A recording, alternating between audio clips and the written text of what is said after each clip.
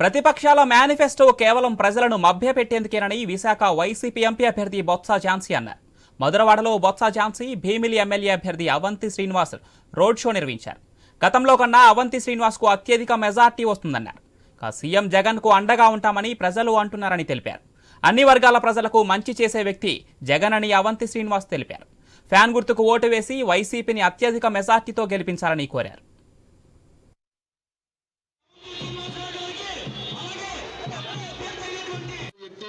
అలాగే మేడం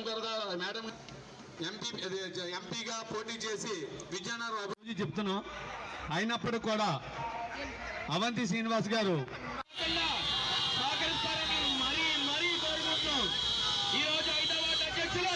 మీరు ఆయన బండి వస్తారని మరీ